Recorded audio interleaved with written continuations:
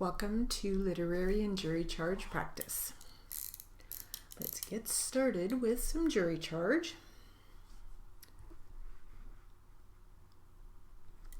And the subject of this jury charge is Highway Traffic Act. Ready? Here we go. Members of the jury, each party in this case charges the other with violating certain statutes of the Highway Traffic Act. It is the law of the state that a violation of any of the provisions of the Highway Traffic Act by a person operating a motor vehicle upon a public highway shall be prima facie evidence of negligence. This presumption of negligence, however, may be rebutted by evidence showing that the statute in question was not violated, or by evidence showing a reasonable ground for such violation. The driver of a motor vehicle whose vision is obscured by snow and wind or other atmospheric conditions must exercise care and caution commensurate with the situation. The factors to be considered when determining a driver's negligence are the speed and control of the vehicle, the extent of visibility, and the degree of care and caution required under the circumstances.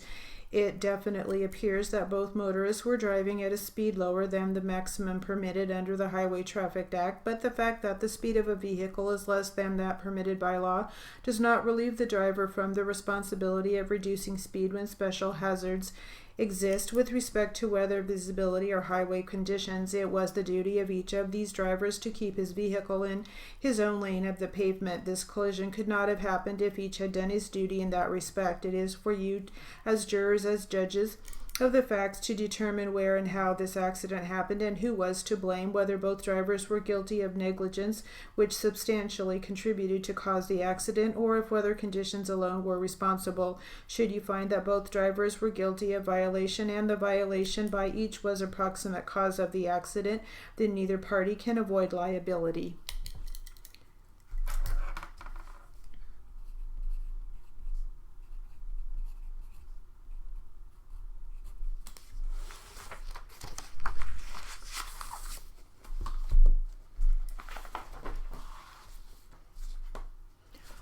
Right, some more jury charge practice. Ready? Here we go. If you have a question with regard to the law, as I indicated, you are to get the bailiff to take the question or questions to me. I will answer your questions as best I can.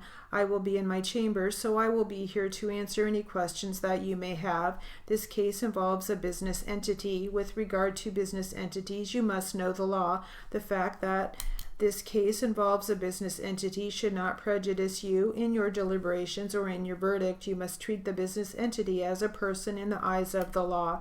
A business entity is a person. That entity is entitled to the same fair and impartial considerations and to justice by the same legal standards. With regard to the business entity, you must keep in mind that it has been charged with a serious crime and must be treated as such. You must keep in mind that the crime it is charged with committing is a serious crime. The law that applies in this case determines the seriousness of the crime. You must consider the law when making your decisions. You must not be prejudiced in any way because the crime involves a company. On the other hand, you must not punish a company because you think it has power above an individual. The company and a few of its leaders have been charged with the crime. All have been charged as committing the crime as principals. It is now the duty of the district attorney to have convinced you that they all acted in this capacity. These individuals may have not acted alone. They may have had assistance from others who helped. That is not your concern. Your concern is not to speculate whether these individuals acted in the capacity of principals in committing this crime. You must find whether the company should have been responsible for the acts committed by these individuals. Whether they had help from other individuals who assisted in the planning of the crime is not important.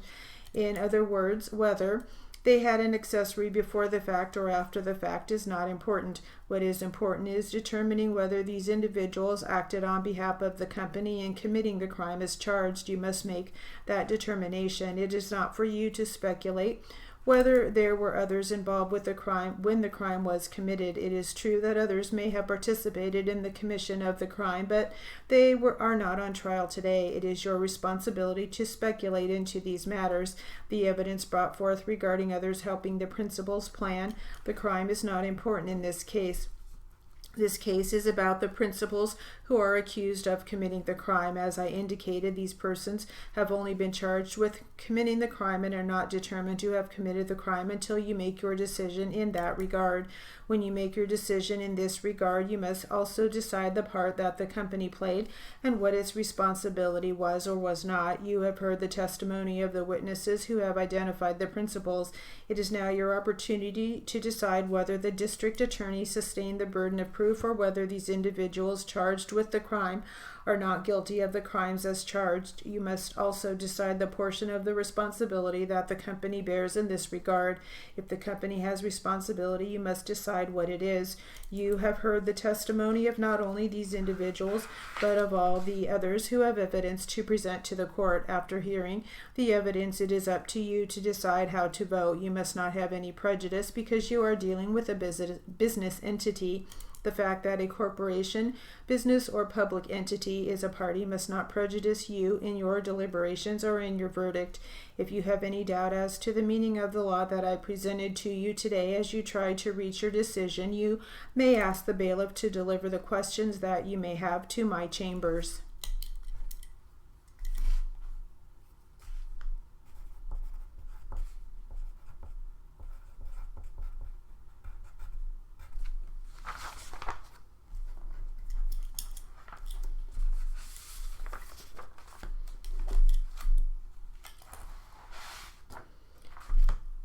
Right, on to some more jury charge practice. Excuse me. Ready? Here we go. The fact that the person removed a bar from the property and entered onto the property shows that the person not only trespassed but assumed the risk of driving onto the property. The owner had the duty to exercise due care in keeping his property free from anything that would attract another onto his property. The fact that the bar was placed in such a way that it was meant to keep anyone from driving onto the property showed that the owner had exercised due care and diligence in preventing harm to another. However, the attorney for the plaintiff, who was suing the property owner, would argue that if there was a hazard on the property, namely a hole large enough for a car to fall into it, then the owner should have provided a bar that could not have been removed so easily, because he indicated the hole on the property was so great that a sign should have been posted. He wanted to receive damages for the damages done to his car and to recover his hospital bills.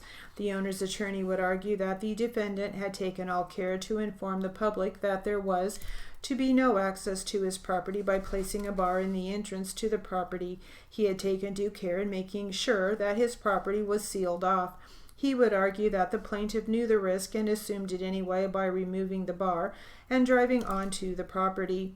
Whether the jury would rule in favor of the plaintiff or defendant would be determined by whether it was the defendant's place to have a sign posted that there was a hole on the property and whether it was the defendant's obligation to have a heavier bar that could not as easily have been removed. On the other hand, the jury would have to consider the question of trespass and whether the person had the right to enter onto the property of another and whether the plaintiff knew the risk and assumed it anyway. Ladies and gentlemen of the jury, you have heard the witnesses for both sides. Now you are instructed to consider the evidence that is before you.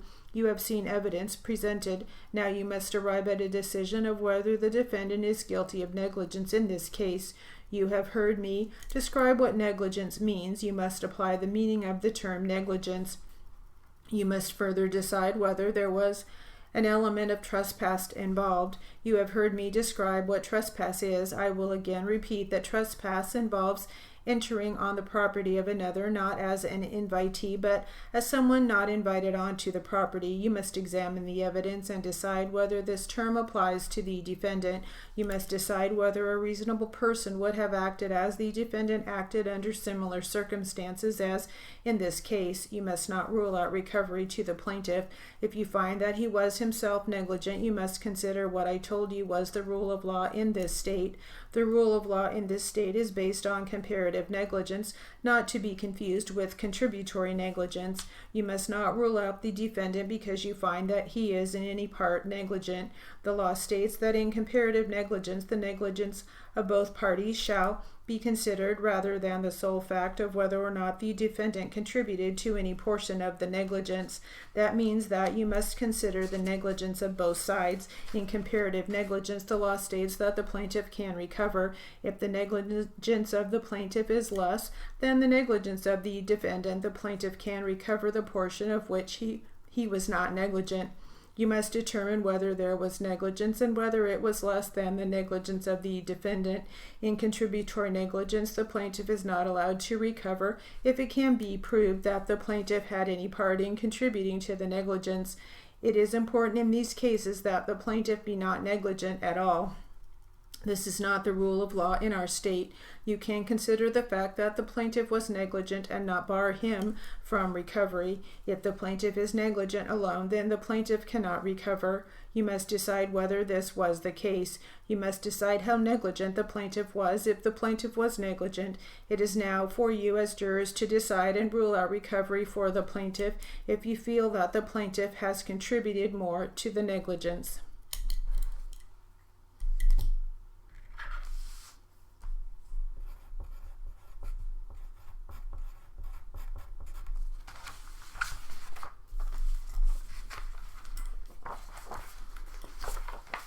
Now let's try some literary practice.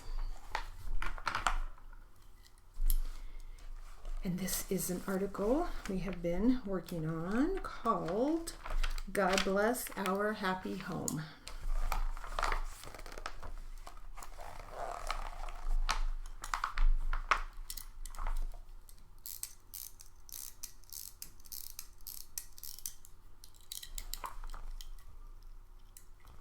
Ready? Here we go. The wealthy get down and dirty in their divorce cases like anybody else, but there are some unusual twists. One of the premier real estate developers in Denver landed in our court back in the early 1990s for a very messy divorce. Many years later, an article in the newspaper stated the malpractice case was finally settled that the wife had brought against her attorneys. The result of the matter was almost what had been outlined when the petition was filed, before all the millions of dollars in attorney fees and contempt hearings and related matters. The wrinkle here was the dollhouse. Evidently, there was a piece of property involved in the dispute that was a condominium. No one lived in the condo, but the husband was a collector of dolls. The dolls lived in the condo, and their happy home simply could not be disturbed, could it? Strange, but after the husband bought an island off the coast of Ireland to retreat to and began sneaking in and out of the country disguised in women's clothes, the dolls were all but lost in the shuffle. The tissue case has to be the strangest domestic matter on our last rotation. This was the case of an unwed mother who was sued by her parents for custody of her mixed-race child. The parents were staunch conservatives who disapproved of the relationships their daughter had with men of color. Eventually, the daughter became pregnant and had a baby. The daughter was the quintessential spoiled brat. She had been given every luxury and advantage while growing up in her parents' home. Her parents, on the other hand, had been quite close-minded when it came to people outside of their own race and circumstances. The attorney who took on the mother's case knew that his client had no money to pay him, but did see dollar signs for payment of his fee by the grandparents. The case was another one of those that went on and on, with much mudslinging and barbs thrown in abundance. It truly was tragic. Now the mother cried through most of the hearing. This was not just a cry, but a dramatic cry. She always had to have tissue at her disposal. It was reminiscent of Red Skelton and his handkerchief incessantly flailing about. You must understand that the staff was responsible to supply tissues if they wanted to have them around in the courtroom. When we began our year in this particular division, we purchased the largest multi-pack of tissues we could find, expecting it to last the whole year. Well, this mother was going to see to it single-handedly that never happened. Every time this case came up for hearing, the mother would promptly swipe the tissue box from the witness stand. The case itself was extremely sad just from the circumstances, but this mother and her need for tissues to secure dramatic effect was hysterical. We tried everything to save our tissues from this woman. We put the tissues down out of sight on the witness stand so they wouldn't be spotted the moment she hit the door. We substituted really cheap, rough tissue. She just used more. One day we even put them on the file cabinet just outside the door in 2 chambers. Well, that went over like a lead balloon and became the subject of a protracted colloquy between court and counsel. Soon we gave up altogether and watched tissue after tissue after tissue after tissue disappear. Where did those water pitchers go? In Wichita, we had default days in domestic court, usually Monday and Friday mornings, where those with uncontested matters were encouraged to come and not have to wait very long to have their cases heard. Usually one party would testify to verify the facts necessary to grant the divorce. The hearing would end with when the court issued its orders. These were short hearings, probably lasting 5 to 7 minutes, and sometimes there would be only a few. There were days, however, when we would have 15 to 20. Our all-time record was 23 in one day. I once told Judge Falston, who was my judge at that time, that there was a part of his standard order where my mind would simply click off, and it was a struggle for me to write down on my machine the rest of what he was saying. Of course, he was always saying the same thing at that point, but I would tell him I might write on and know what it was. Somehow that worked into a race where I would not only try to actually write what he was saying, but I would try to beat him to the end. He would talk as fast as he could, and I would write as fast as I could, and we would try to end at the same time. If he really wanted to get my goat, he would alter his standard order by a word or two, which really was irritating because it caused a break in my racing concentration. My type A reporting mind and personality would not let me write something like that incorrectly. To this day, his words jump into my head out of the blue. The parties shall be prohibited from remarriage until 30 days from the date of the entry of the decree or 30 days from the receipt of the mandate from the appellate court. Domestic cases, family court, involve the most raw form of emotion. While it is true that court reporters are people when they are in their most difficult circumstances, cases with children are the hardest. We develop these defense mechanisms to deal with domestic cases not out of a sense of harshness or uncaring, but because otherwise we might care too much.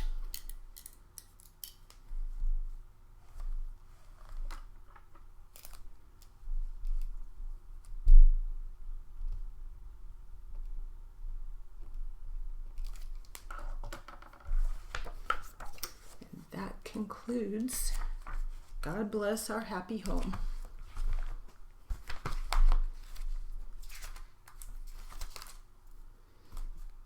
That was a long one.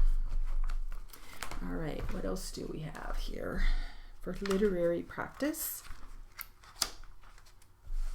This is called Wicked Accessibility.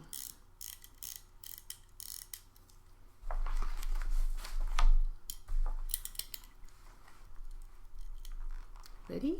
Here we go. Have you ever been to a show on Broadway, or any theatrical performance for that matter? I recently treated myself to tickets to see Wicked at my local theater. It was a wonderful experience. Even as a person with normal hearing, I know I personally would have loved to have had captions placed near the stage so I could understand 100% of what was going on. Imagine those persons who have some level of hearing impairment. How much do they understand in an environment such as this? Most of the hard of hearing individuals I know avoid going to plays because they don't get the full experience. However, with our skills, that is changing. I interviewed George Quick, the producing director of Chattanooga Theater Center in Chattanooga, Tennessee. This theater has fully embraced captioning as its performance and has reaped the rewards from it. Linda Hershey, RDR, CCP, CBC, is the captioner for the theater. What made Chattanooga Theater Center decide to start captioning performances? Linda Hershey approached us about it, and I thought it was a terrific idea, and so we moved to quickly implement it. What was the process involved to get approval to go forward with such a decision? Once Linda approached me, her connections with the Chattanooga Hearing Loss Association of America made things move quickly. CHLAA purchased the captioning screen, and Linda had the software ready to go. We initiated it with A Christmas Carol, and from then it was easy. We've had continued sponsorship from the CHLAA and from Barnett and Company to cover the costs of the captioning. We have had one captioned performance for each of our main stage productions ever since. December of 2009 is when we started, I think. What is Barnett and Company? Barnett and Company is an investment firm in Chattanooga that is a corporate sponsor of the Chattanooga Theater Center, and one of their sponsorships is of the captioning performances. How do you decide which performances get captioned? Each main stage production, 6 per season, gets captioned. And that will conclude our literary and jury charge practice.